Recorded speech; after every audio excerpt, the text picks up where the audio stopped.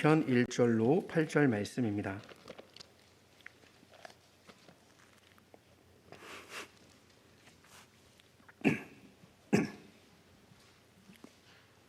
구약성경 875쪽쯤에 있습니다. 시편 101편 1절로 8절에 있는 하나님 말씀을 제가 봉독하겠습니다. 다윗의 시. 내가 인자와 정의를 노래하겠나이다. 여호와여, 내가 주께 찬양하리이다. 내가 완전한 길을 주목하오리니 주께서 어느 때나 내게 임하시겠나이까. 내가 완전한 마음으로 내 집 안에서 행하리이다. 나는 비천한 것을 내 눈 앞에 두지 아니할 것이요 배교자들의 행위를 내가 미워하오리니 나는 그 어느 것도 붙들지 아니하리이다. 사악한 마음이 내게서 떠날 것이니 악한 일을 내가 알지 아니하리로다. 자기의 이웃을 은근히 헐뜯는 자를 내가 멸할 것이요 눈이 높고 마음이 교만한 자를 내가 용납하지 아니하리로다. 내 눈이 이 땅에 충성된 자를 살펴 나와 함께 살게 하리니 완전한 길에 행하는 자가 나를 따르리로다. 거짓을 행하는 자는 내 집 안에 거주하지 못하며 거짓말하는 자는 내 목전에 서지 못하리로다. 아침마다 내가 이 땅의 모든 악인을 멸하리니 악을 행하는 자는 여호와의 성에서 다 끊어지리로다. 아멘. 이 시간 나를 통해 드러나는 하나님의 왕되심이라는 제목으로 영화부를 섬기시는 최정훈 강도사님 말씀 전해주시겠습니다.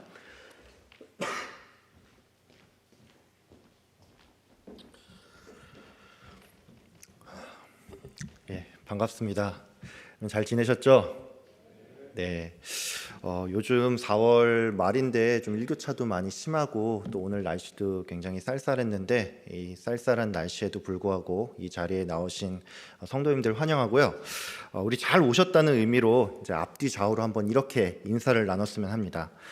주의 인자와 정의를 구하길 바랍니다.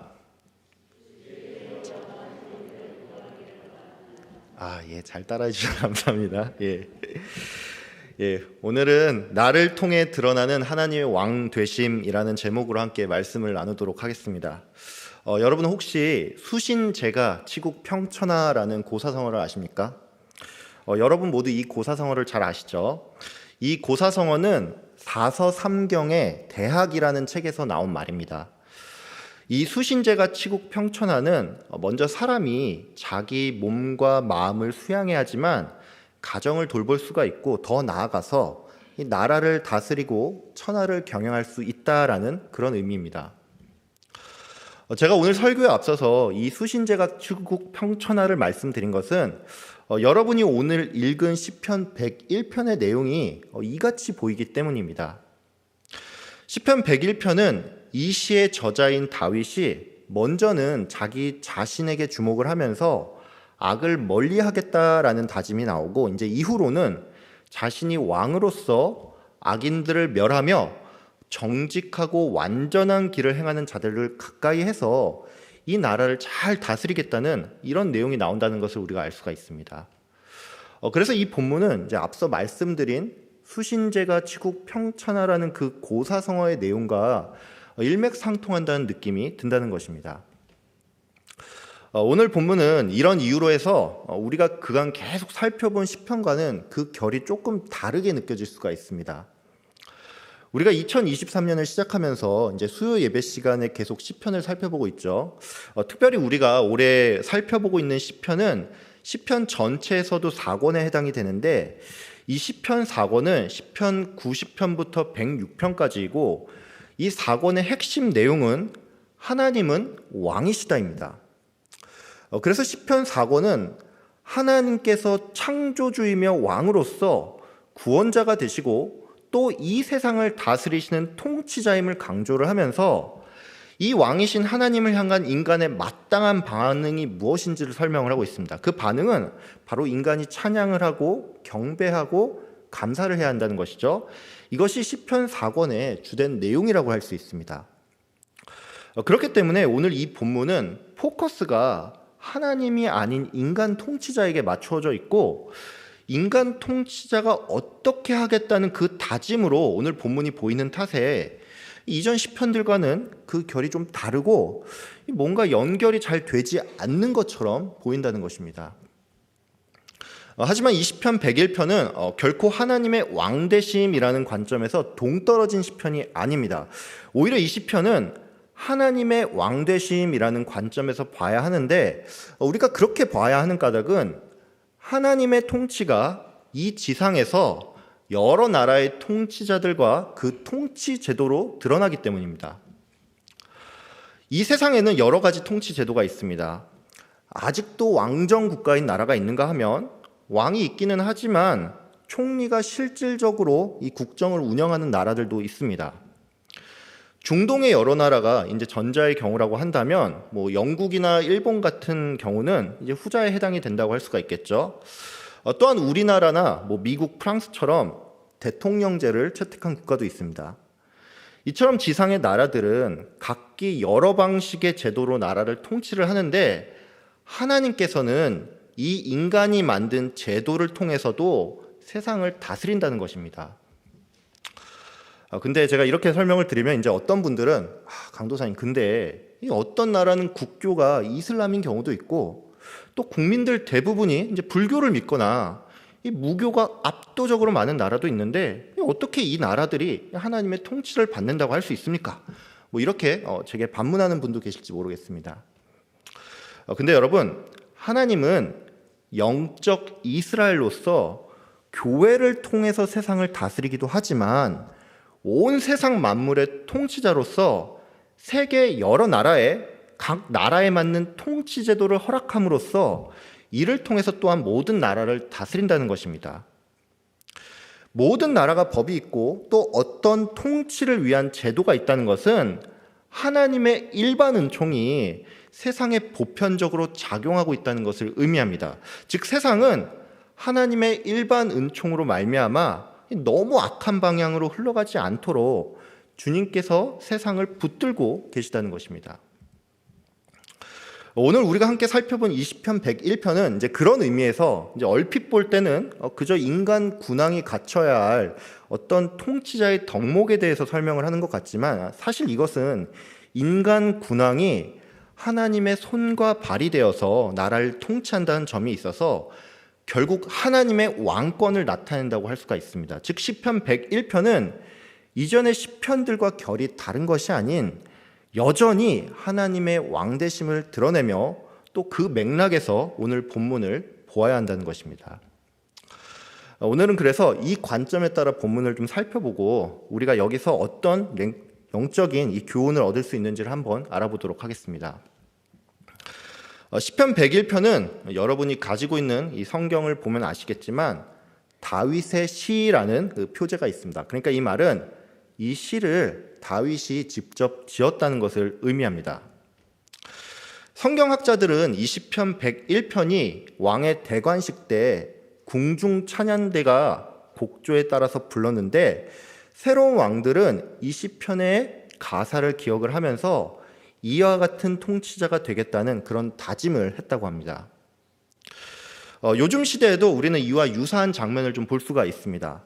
미국은 대통령 취임식 때 대통령이 성경에 손을 올리고 취임 선서를 합니다. 이것은 미국의 초대 대통령인 조지 워싱턴이 1789년 4월에 대통령에 취임을 하면서 자기 힘으로 나라를 다스릴 수가 없고 하나님께 도움과 복을 구한다는 의미로 행해진 것인데, 이것은 그 이후로 전통이 되어서 매번 미국 대통령의 취임식 때 행해지게 되었습니다. 오늘 이 시편 101편도 이런 전통처럼 이스라엘과 남유다 왕의 대관식 때 사용이 되었다는 것입니다. 이제 본문 1절을 한번 살펴보도록 하겠습니다. 다윗은 오늘 본문 1절에서 내가 인자와 정의를 노래하겠다라고 먼저 말하고 있습니다. 여러분, 이 말은 무슨 말일까요? 이 말은 먼저 다윗이 하나님을 찬양한다는 것을 의미합니다.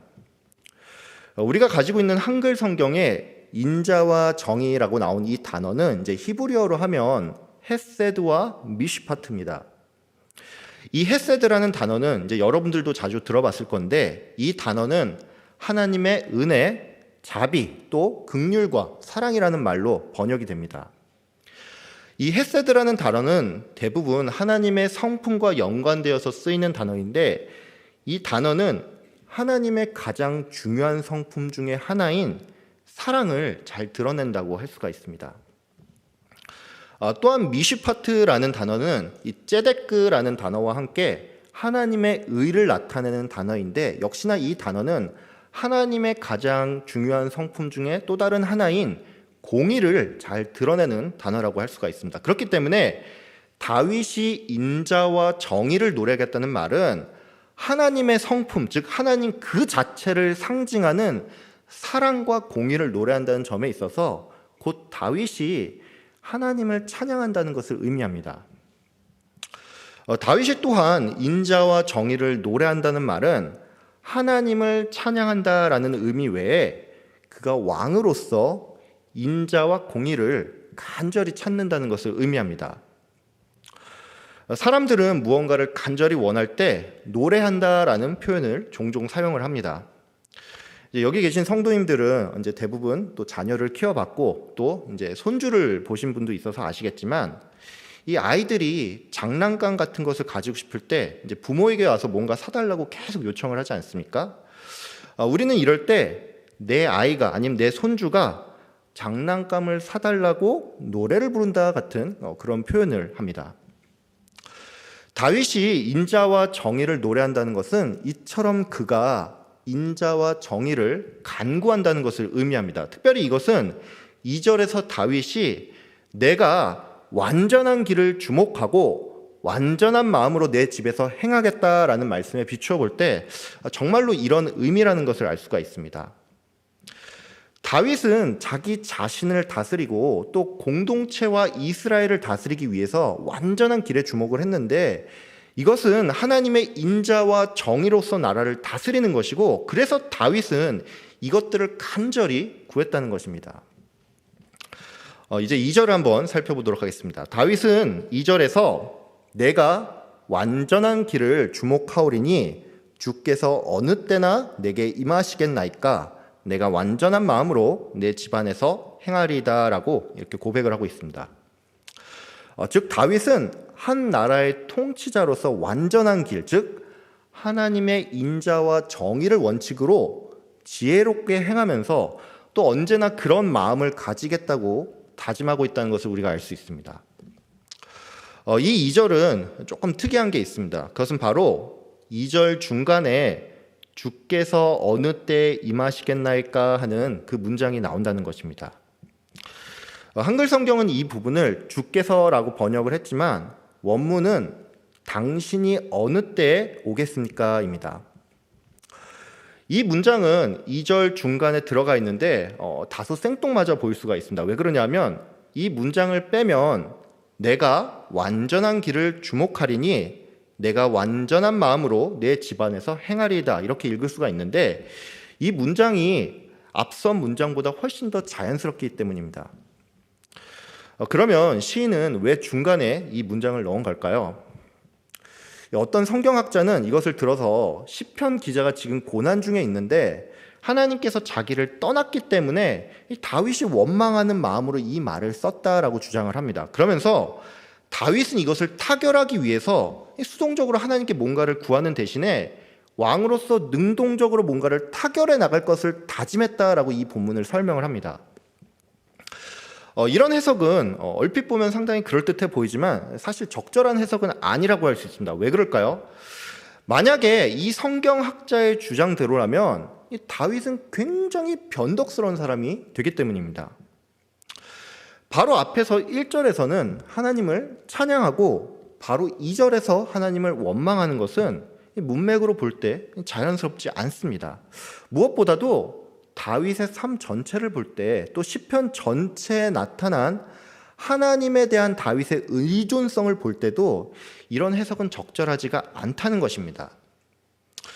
그렇기 때문에 당신이 어느 때에 내게 임하시겠나이까 라는 이 다윗의 고백은 하나님이 임재해야 자신이 완전한 길을 주목할 수가 있고 그때 완전한 마음으로 내 집에서 행할 수가 있다는 것입니다. 여러분, 우리가 잘 알고 있듯이 인간은 본래 그 본성이 악하기 때문에 나의 본성을 근거로 세상을 인자하게 또 의롭게 다스릴 수가 없습니다. 시인 다윗은 이것을 알고 있었기 때문에 여호와 하나님의 임재를 구했다는 것입니다. 또한 그가 여호와 하나님의 임재를 구한 것은 그의 대적자들이 많았기 때문입니다.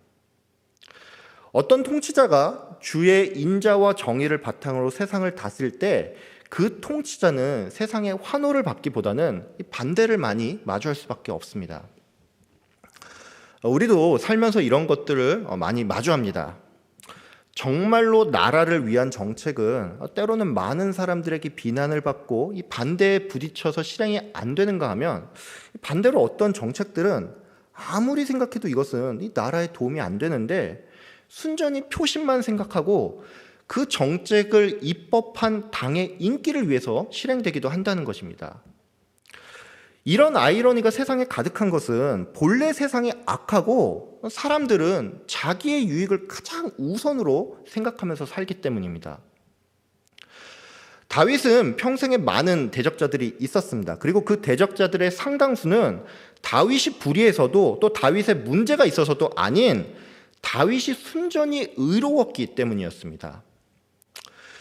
다윗은 이처럼 많은 대적자들이 있었고 이에 늘 고통스러웠는데, 그렇기 때문에 그는 여호와 하나님의 임재를 간절히 원했다는 것입니다. 즉 다윗은 인자와 정의를 실현하기 위해서 또 하나님의 위로와 힘주심 없이는 이 나라를 다스릴 수 없음을 알았기 때문에 하나님의 임재를 간절히 구했다는 것입니다. 이후에 이어지는 3절부터 8절까지는 다윗의 구체적인 결단과 다짐이 주 내용이라고 할 수가 있습니다. 다윗은 먼저 자기 자신에게 주목을 하면서 자신은 비천한 것과 배교자들의 행위를 멀리할 것을 다짐하고 또 악한 일을 가까이 하지 않을 것을 결단하였습니다. 이후에 다윗은 이것을 바탕으로 악인들, 즉 이웃을 헐뜯고 눈이 높은 교만한 자를 배척하며 그들을 멸할 것을 다짐했습니다. 반면에 다윗은 충성되고 완전한 길을 행하는 자와는 함께하며 이 나라를 다스릴 것을 결단하였습니다. 그는 이런 다짐과 결단을 통해서 하나님의 집인 이스라엘을 통치해 나갈 것을 이 시편 101편을 통해서 고백했습니다. 우리는 오늘 본문을 통해서 통치자의 가장 중요한 덕목이 바로 인자와 정의라는 것을 알게 되었습니다. 근데 이렇게 말씀을 드리면 어떤 성도님들은 그래, 한 나라의 통치자라면 마땅히 그런 덕목을 갖춰야지. 근데 나는 이 다윗처럼 나라를 통치하는 사람은 아니잖아. 이렇게 생각을 하면서 이 본문의 내용과 교훈이 나와는 별 상관이 없다라고 생각을 할 수가 있습니다. 근데 여러분, 그렇지 않습니다. 오늘 이 본문은 나라를 통치하는 사람뿐만이 아니라 성도라면 모두가 다 주목해야 할 말씀입니다. 그러면 이건 왜 그런 걸까요? 그것은 바로 이 본문이 자기 자신을 잘 다스려야 함을 먼저 말하고 있기 때문입니다. 우리는 세상을 혼자서 살아갈 수가 없습니다. 모든 사람들은 어떤 단체나 집단에 소속이 되어 있고 또 사람들과 사회적인 관계를 맺으면서 살아갑니다. 근데 이 말은 바꿔 말해서 내가 어떤 사람인지에 따라서 나의 소속과 만나는 사람이 결정된다는 것입니다. 세상에는 유유상종이라는 말이 있습니다. 여러분, 이 말이 뭡니까? 비슷한 사람들끼리 모인다는 말이죠. 근데 이 말은 다른 말로 우리가 나랑 비슷한 사람을 찾고 그들과 어울리기를 원한다는 것입니다. 우리는 나랑 너무 다른 사람들과는 어울릴 수가 없습니다. 물론 잠깐 어쩌다가 한두 번 정도는 볼 수는 있지만 이 어떤 사람이 나랑 너무 다를 때 우리는 나뿐만이 아니고 그 사람도 나를 불편하게 생각하기 때문에 이 관계를 지속할 수가 없다는 것입니다. 근데 이 말은 바꿔 말해서 내가 어떤 사람인지 또 내가 나를 어떻게 다스린지에 따라서 내 인간관계가 결정이 되고 내 인생의 방향이 결정된다는 것입니다. 우리는 보통 내가 또는 나의 자녀들이 좋은 사람을 만나길 바랍니다. 우리가 이걸 바라는 까닭은 우리가 좋은 사람을 만나서 그들에게 좋은 영향을 받고 또 인생이 좋은 방향으로 흘러가기를 원하기 때문입니다. 근데 여러분 잘 생각해 보면 알 수 있지만 이 말은 어딘가 조금 이상한 말입니다. 여러분, 우리는 내가 먼저 좋은 사람이 아닐 때 좋은 사람을 만날 수 없다는 것을 잘 알고 있습니다. 생전 베풀지 모르고 남에게 뭔가 받기만 원하는 사람이 부자의 마인드를 가진 사람과 어울릴 수가 없고, 매사에 부정적이고 피해의식에 쩌든 사람이 긍정적인 사람, 성공한 사람을 만나기 어렵습니다. 거짓말을 일삼는 사람이 진실한 사람과 교제를 할 수가 없고, 폭력적인 사람은 온유한 사람과 어울릴 수가 없습니다. 이처럼 우리는 내가 별로일 때 좋은 사람을 만날 수가 없고, 그렇기 때문에 좋은 사람을 만나길 바란다는 말은 내가 먼저 변하지 않는 이상은 불가능한 일이라는 것입니다. 혹시 오늘 설교를 듣는 분들 중에 이제 아직 결혼을 하지 않은 젊은 분들이 계시다면 여러분 이 말을 꼭 좀 새겨 들으시길 바랍니다. 내가 좋은 사람이 되는 것에 관심은 1도 없으면서 좋은 배우자를 달라는 그런 기도는 하지 마십시오. 여러분이 별로면 별로인 사람밖에 못 만납니다. 내가 나 자신을 다스리지 않을 때 우리는 좋은 사람들을 만나기가 어렵고 우리 인생도 좋은 방향으로 흘러가지 않습니다. 그래서 우리는 먼저 하나님의 인자와 정의를 사모하면서 이 원칙 아래 자기 자신을 다스릴 필요가 있다는 것입니다. 그래서 오늘 본문은 절대 우리와 무관한 본문이 아니라는 것입니다.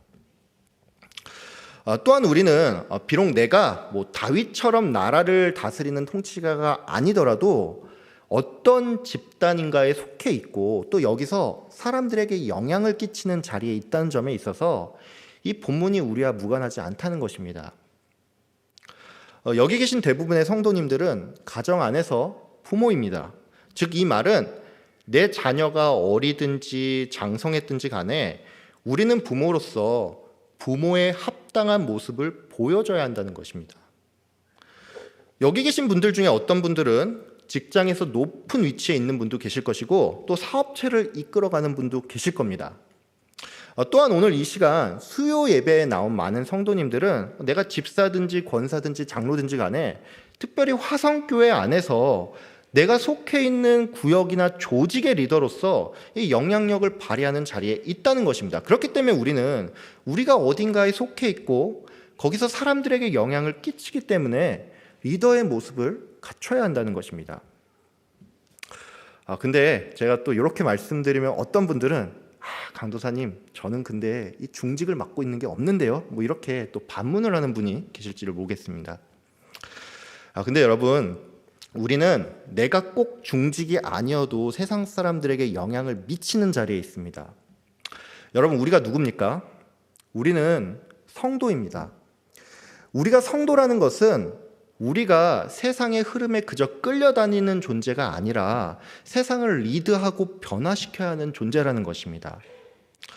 이런 이유로 성도는 내가 어느 자리에 있든지 모두가 리더라는 것이고, 그래서 성도라면 모름지기 오늘 이 본문을 다 주목을 해야 한다는 것입니다. 그러면 우리가 성도로서 갖춰야 할 리더의 모습은 어떤 걸까요? 이제 다른 말로 해서 우리가 구해야 할 것은 무엇일까요? 그 첫 번째로 바로 다윗이 그런 것처럼 우리들 또한 인자와 정의를 구해야 한다는 것입니다. 여러분, 다윗은 누굽니까? 이스라엘의 왕이었죠. 다윗이 이스라엘의 왕이라는 것은 이제 다른 말로 해서 그가 그 시대의 권력의 최정점에 있었다는 것을 의미합니다. 권력의 최정점에 선 다윗이 구한 것은 인자와 정의였습니다. 다윗은 쾌락을 구하지 않았고 자기 욕심을 구하지도 않았습니다. 충분히 그럴 수 있는 입장에도 불구하고 그는 그러지 않았다는 것입니다. 이것이 성도의 모습이어야 한다는 것입니다. 여러분은 성도로서 혹시 내가 복받고 잘 되는 것을 먼저 구하지는 않습니까? 물론 성도가 복받고 잘 되는 것은 분명히 좋은 일입니다. 근데 성도로서 우리는 이것을 먼저 구해서는 안 된다는 것입니다. 성도의 궁극적인 목적이 내가 그저 이 땅에서 복받고 잘 되는 거라면 이 성도는 세상과 전혀 다를 게 없다고 할 수 있습니다. 극단적으로 말해서 이게 최우선인 사람은 그 사람이 절에 나갈 때 또는 뭐 무속 신앙을 따를 때 인생이 더 잘 풀린다면 이 기독교 신앙을 포기할 수도 있다는 것입니다. 만약에 성도가 이 땅에서 잘 되는 것이 최우선이라면 이 세상 사람들은 그 누구도 기독교의 그 어떤 매력도 느끼지 못했을 것이고 기독교가 2000년 넘는 시간 동안 지속되지도 못했을 것입니다. 그렇기 때문에 성도가 마땅히 구해야 할 것은 주의 인자와 정의라는 것입니다. 예수님께서는 제자들을 향해 먼저 그의 나라와 그의 의를 구하라고 말씀하셨습니다. 또한 사도 바울은 모든 은사 중에 사랑을 구하라고 얘기했습니다. 즉 성도의 우선은 이처럼 주의 인자와 정의를 구해야 한다는 것입니다. 여러분은 평소에 뭘 구하고 계십니까? 여러분이 뭘 구하고 계신지 모르겠다면 내가 평소에 어떤 기도를 하는지 내가 교회에 제출한 기도 제목이 뭔지를 한번 살펴보길 바랍니다. 여러분은 나와 내 가정의 건강을 가장 우선순위로 기도하지는 않습니까? 사업이 형통하고 경제적인 어려움을 해결해 달라는 것을 내 가장 우선순위로 두고 기도하지는 않습니까? 여러분 만약에 그렇다면 오늘부터 이 땅에 하나님의 인자와 정의가 실현되기를 구하고 나를 통해서 주의 인자와 정의가 나타나도록 기도하는 여러분 되길 바랍니다. 두 번째로 우리가 오늘 본문을 통해서 주목해야 할 점은 우리가 인자와 정의를 구할 때 둘 중 하나만 구해서는 안 된다는 것입니다. 사람들은 각자 타고난 기질이라는 게 있습니다. 어떤 사람은 타고나게 정이 많은 반면에 좀 엄격해야 할 부분에 있어서 그렇지 못한 모습을 보이는가 하면은 또 어떤 사람은 원칙을 잘 지키고 불의와는 절대 타협하지 않지만 좀 쌀쌀맞고 정이 안 가는 사람도 있다는 것입니다. 그렇기 때문에 인자와 정의 중 어느 하나만 구하는 것은 결코 좋은 리더십이라고 할 수가 없습니다. 예를 들어 어떤 한 조직의 수장이 사랑은 구하고 사랑은 넘치는데 정의롭지가 않다면 이 조직은 교제는 풍성할지 모르겠지만 조직 그 자체로서는 굉장히 무질서하거나 이 옳고 그름의 경계가 좀 모호할 수가 있습니다. 반면에 수장이 정의롭기는 한데 사랑이 없다면은 이 조직은 뭐 규율이 확실한 조직은 될 수가 있지만 굉장히 차갑고 딱딱한 조직이 될 수 있다는 것입니다. 교회는 이것이 훨씬 더 잘 드러나는 조직이라고 할 수 있습니다. 우리가 잘 아는 것처럼 교회 안에 많은 문제는 이 둘 중에 하나가 결여될 때 발생을 합니다. 여러분, 정의를 추구하는 조직 안에서 정작 많은 사람들이 상처를 받고 떠나죠. 이건 왜 그렇습니까? 이것은 정의를 너무나 강조한 나머지 사람들을 보듬지 못하고 이 어떤 한 사람이 바뀔 때까지 도대체 기다려주지를 못하기 때문입니다. 또 반대의 경우도 많습니다. 어떤 조직은 사랑도 넘치고 그 안에서 교제도 풍성한데 교회 헌금의 사용처가 모호하고 불투명한 나머지 여기에 누군가는 실망을 해서 교회를 떠나는 경우도 허다하다는 것입니다. 그래서 우리는 성도로서 주의 인자를 구하면서 동시에 정의 또한 구해야 한다는 것입니다. 앞서 우리는 성도로서 우리가 무엇보다 인자와 정의를 구하고 이 둘을 균형 잡히게 추구해야 한다는 사실을 좀 배웠습니다. 근데 여러분, 제가 방금 전에 말씀드린 이 교훈은 여러분 조금만 생각해 보면 알 수가 있지만 이 세상적인 교훈과 크게 다르지 않습니다. 맹자는 인간은 마땅히 인, 의, 예, 지라는 네 가지 덕목을 갖춰야 한다고 말을 했습니다. 이 인의 예지는 인간의 본성에 비롯된 것으로서 인간은 먼저 측은지심, 즉 불쌍히 여기는 마음을 가지고 있기 때문에 이것으로부터 인, 즉 인자를 갖출 수 있다라고 설명을 했고, 또 인간은 수호지심, 즉 잘못을 부끄러워하고 악을 미워하는 마음으로부터 의라는 덕목을 갖출 수 있다라고 설명을 했습니다. 이 외에도 양보하고 사양할 줄 아는 이 사양지심과 옳고 그름을 분별할 줄 아는 시비지심을 근거로 해서 인간은 예의와 지혜를 갖출 수 있다라고 맹자는 설명을 했습니다. 맹자는 인, 의, 예, 지라는 덕목을 사람이 갖출 때 그 사람은 군자로서 자기를 다스리고 또한 나라를 왕도로서 통치할 수 있다라고 설명을 했습니다. 여러분, 방금 제 설명을 통해서 알 수 있는 것처럼 기독교 경전이 아닌 유교조차도 인간이 정의롭고 또 인자해야 한다라고 가르치고 있다는 것입니다. 그러니까 오늘 시편 101편의 가르침이 단지 우리 인간이 정의롭고 또 인자해야 한다, 만약 이것이라면 이것은 성경의 가르침이 유교의 가르침에 비해서 다를 게 하나도 없다는 것입니다. 그럼 여러분, 오늘 이 성경의 가르침은 이 세상의 가르침과 뭐가 다를까요? 그것은 바로 이 인자와 정의가 인간에게 근거한 것이 아닌 바로 하나님으로부터 말미암은 것이고, 그렇기 때문에 그 기준도 사람마다 상대적인 것이 아닌 절대적인 것이라는 얘기입니다. 이 세상 사람들도 각자 자기 기준의 정의와 인자라는 것이 있습니다. 문제는 사람마다 그 기준이 다 다르다는 것입니다. 어떤 사람도 스스로 자신이 악하다라고 생각을 하지 않고 자기 나름에는 자기가 다 인정을 발휘한다라고 생각을 합니다. 유교는 인간이 본성이 선하다고 믿는데 여러분, 정말로 인간이 선한 본성에 따라서 인의예지를 갖출 수가 있다면 왜 세상에는 사건 사고가 끊이지 않고 이 정치판은 저질스럽기 짝이 없습니까? 이것은 유교의 성선설이 맞지 않기도 하지만 사람마다 인자와 정의의 기준이 다 다르기 때문입니다. 그렇기 때문에 인간은 자기 본성의 근거에서 인자와 정의를 찾을 수도 없고 이것을 갖출 수도 없다는 것입니다. 여러분, 인간은 오직 여호와 하나님을 간절히 구함으로써 정의와 인자를 얻을 수 있습니다. 오늘 본문 2절에 다윗은 내가 완전한 길을 주목하오리니 주께서 어느 때나 내게 임하시겠나이까 라고 말을 했습니다. 이것은 앞서 설명했지만 여호와 하나님이 우리에게 임재를 할 때, 즉 우리가 하나님을 간절히 찾을 때만 우리가 주의 인자와 정의를 배우고 이것을 가지고 나와 공동체를 다스릴 수가 있다는 것입니다. 그렇기 때문에 우리에게 가장 먼저 필요한 것은 아버지 하나님을 구하는 일이라고 할 수 있습니다. 근데 우리가 그 아버지 하나님을 구한다고 하면 여러분 이게 어떤 건지 잘 모를 수가 있는데, 우리가 아버지 하나님을 구한다는 것은 우리가 하나님과 교제한다는 것을 의미합니다. 우리는 우리가 자주 만나는 사람들과 닮게 되어 있습니다.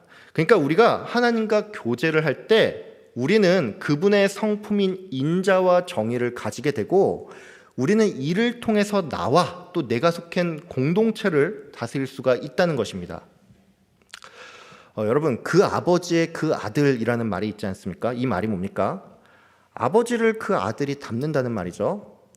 성도는 하나님을 아버지라고 부르는 사람들입니다. 즉 우리는 성도로서 아버지 하나님을 찾고 그분과 교제하면서 그분을 닮아가야 한다는 것입니다.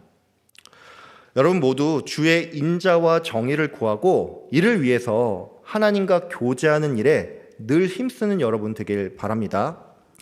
오늘 우리는 시편 101편 본문을 통해서 성도는 세상의 리더이며 그렇기 때문에 우리가 주의 인자와 정의를 구해야 함을 배웠습니다.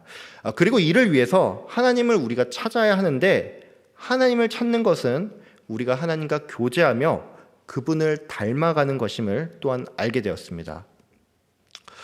저는 오늘 여기서 더 나아가서 여러분에게 한 가지를 더 말씀드리고 싶습니다. 그것은 바로 우리가 이렇게 함으로써 이 세상에서 훌륭한 리더가 되는 것이 이 오늘 본문의 최종 결론이 아니라는 것입니다.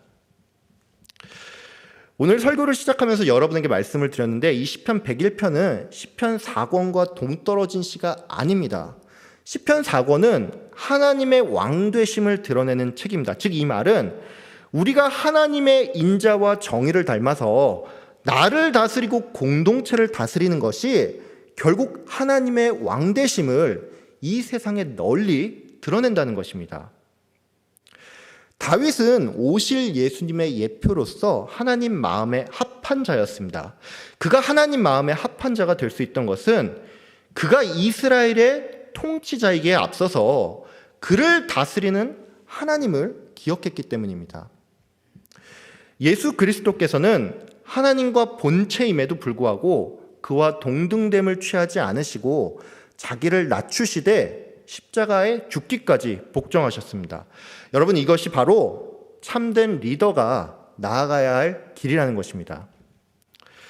주의 인자와 정의를 구하면서 세상에서 리더로 살아가는 여러분 다 되기를 소망합니다. 여러분의 삶을 통해서 왕 되신 하나님이 드러날 것입니다. 하나님을 높이는 화성교회 모든 성도님들 되시길 주의 이름으로 축복하며 기도합니다. 기도하겠습니다. 사랑이 많으시고 공의로우신 하나님 아버지, 감사합니다. 오늘 시편 101편의 말씀을 통하여서 우리 성도들이 구해야 할 것이 다른 무엇이 아닌 주의 인자와 정의를 우리에게 알려주심 감사합니다. 아버지 하나님, 우리가 살면서 다른 무엇을 찾는 것이 아니라 그의 나라와 그의 의를 구하고 사랑의 마음을 먼저 구하는 우리가 될 수 있도록 주님 인도하여 주시옵소서. 우리가 이것들을 가지고 살아갈 때 우리는 완전한 길을 주목하고 그 길에 따라서 행할 수 있습니다. 하나님 아버지, 우리가 하나님께서 원하시는 그 길을 따라서 살아가면서 나를 다스리고 또 이 세상에 선한 영향력을 미칠 수 있도록 주님 인도하여 주시옵소서. 이 모든 일을 통해서 하나님께 영광 돌리는 우리 모두가 될 수 있도록 주님 복을 내려 주시옵소서. 감사드리며 예수님의 이름으로 기도하였습니다. 아멘.